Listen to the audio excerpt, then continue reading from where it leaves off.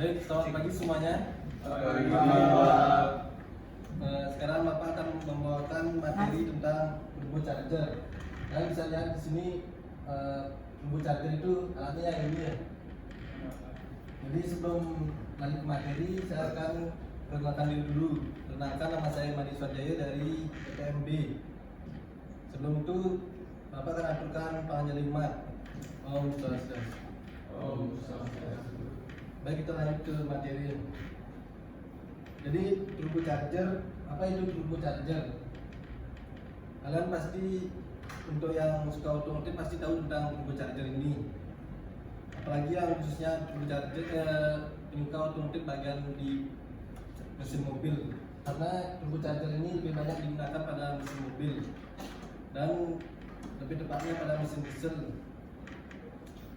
Komponen ini sangat penting pada mobil diesel karena mampu menghasilkan tenaga yang sangat tinggi. Biasanya turbo charger ini dapat menambah power pada mesin kendaraan dan suara yang dihasilkan menjadi lebih halus. Materi yang akan Bapak bahas sekarang adalah yaitu sejarah turbo charger, jenis-jenis turbo charger, manfaatnya, cara kerja dan perawatan. Baik, Bapak akan lanjut ke materinya. Jadi sejarah turbo charger ditemukan oleh insinyur Swiss Alfred Bucci. Patennya untuk turbo charger diterapkan pada tahun 1905. Yaitu turbo charger ini diterapkan pertama kali pada lokomotif dan kapal dengan mesin diesel. Dan turbo charger ini mulai terlihat atau banyak digunakan pada tahun 1920-an. Dan pada tahun 1970 Mercedes-Benz meluncurkan mobil turbocharger yaitu Mercedes-Benz 300 SD, disusul oleh Chevrolet Monza dan Oldsmobile Jet-Fair yang melopori munculnya teknologi turbocharger. Dan dari tahun itu sampai sekarang turbocharger sangat eksis di kalangan mesin, terutama mesin diesel. Jadi jenis-jenis turbocharger itu jenisnya ada banyak ya. Yang pertama itu ada jumlah turbo, turbocharger tunggal, twin turbo. Jadi twin turbo itu dua turbonya. Terus twin scroll itu seperti kipasnya itu ada dua. Terus yang kedua jenis geometri, ada friction geometri turbo, itu seperti turbo yang konvensional ya orang biasanya sebut. Variabel geometri turbo itu juga ada yang turbo charger vakum dan ada yang pakai DC motor, jadi itu digerakkan oleh tube.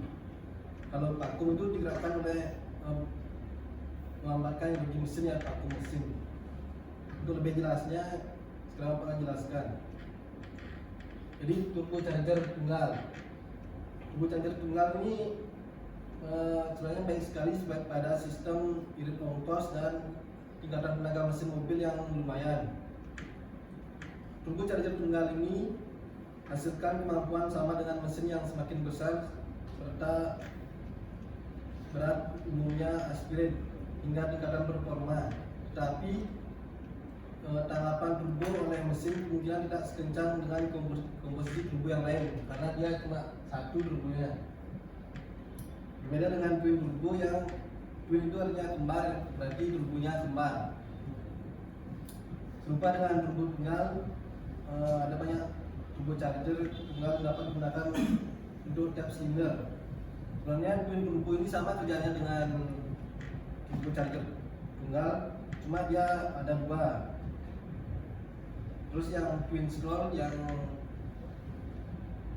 agak beda, yaitu silinder bisa diprogram untuk memberikan saran ke satu gulungan tertentu atau lainnya hingga memungkinkan untuk menaikkan horsepower, memungkinkan semakin banyak energi untuk dilakukan ke roda.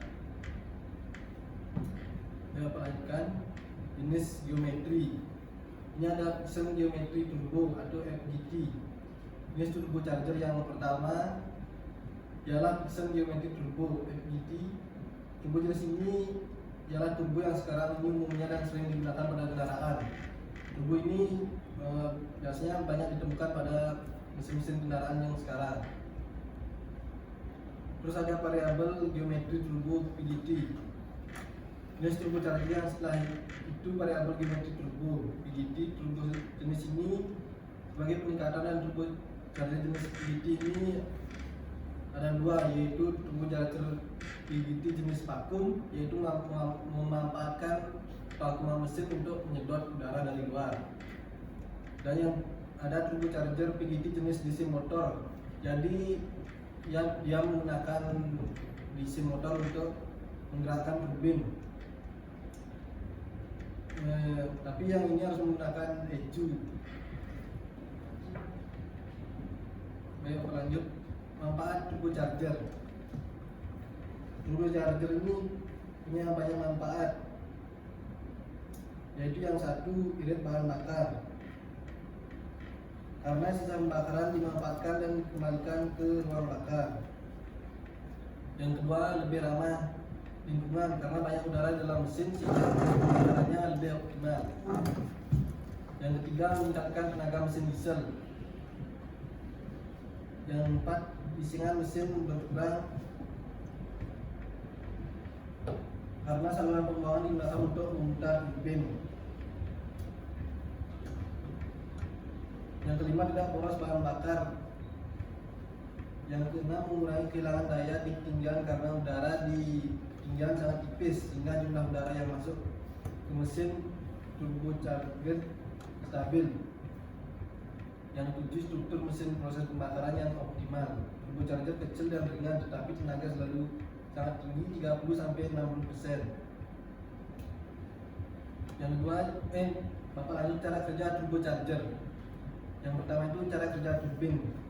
Jadi turbocharger itu diambil dari ini, udara dari ruang bakar ya, dari knalpot, terus memutar turbin ini, dan udaranya keluar lewat sini. Dan turbin ini sambung dengan turbin ini, jadinya karena ini memutar, dia menyedot ya balik ke kipasnya dengan yang ini. Jadi dia menyedot udara dari luar, terus dibawa ke intake manifold. Setelah dari intake manifold, ini juga perlu alat lagi, yaitu untuk mendinginkan udaranya. Jadi kalau udara panas dimasukkan ke ruang bakar, itu akan menyebabkan panas berlebihan sehingga akan merusak piston itu sendiri. Jadi ini didinginkan dengan udara biasa atau kipas. Jadi udara dingin masuk ke ruang bakar. Ini sebenarnya cara kerja singkatnya itu memaksa udara masuk ke dalam ruang bakar sehingga menambah kecepatan dari piston ini sendiri.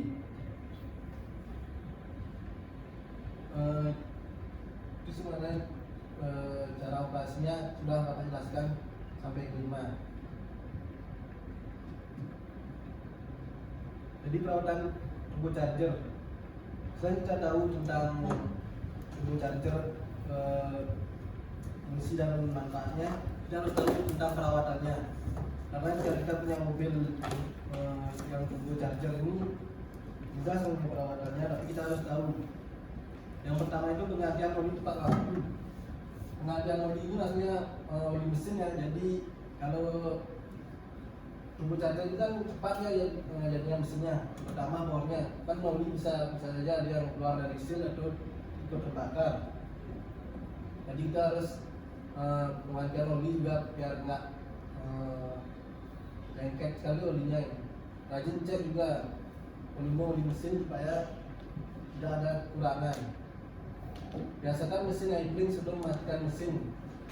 Jadi kalau kita matikan mesin diesel itu harus biasanya digas dulu, baru diidlingkan sebentar, baru dimatikan sebenarnya. Terus yang keempat, bersihkan atau ganti filter udara. Jadi sebelum masuk ke intake manifold itu ada filter udaranya untuk menyaring supaya tidak ada udara yang kotor sekali masuk ke dalam ruang bakar.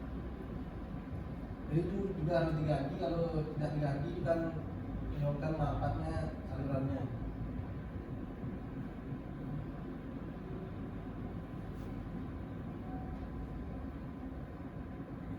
Sekian dari presentasi Bapak. Sebenarnya sudah semua Bapak jelaskan tentang perawatan.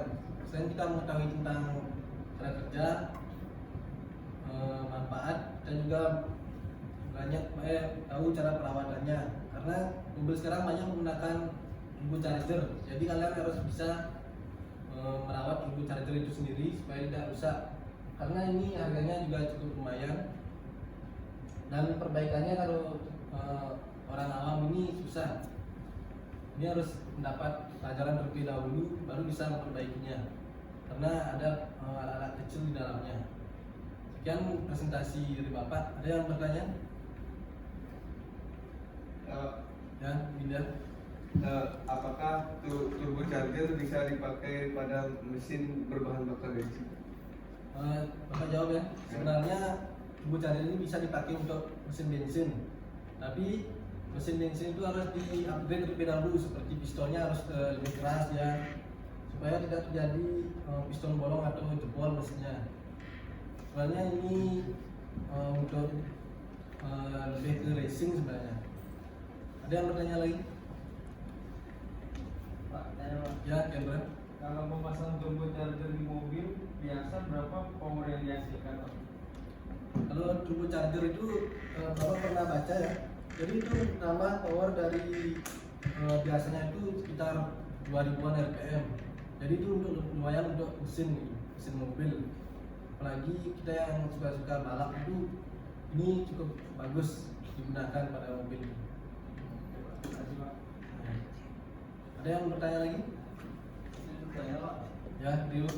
Untuk apakah turbo charger sama dengan super charger Pak? Sebenarnya sama-sama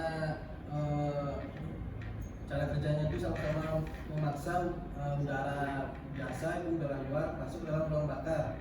Tapi perbedaannya itu ada pada penggeraknya. Jadi kalau turbo ini menggunakan gerak dari gas buang itu atau knalpot. Sedangkan supercharger itu menggunakan dari poros engkol, itu menggunakan gear yang disambungkan dengan pibel itu.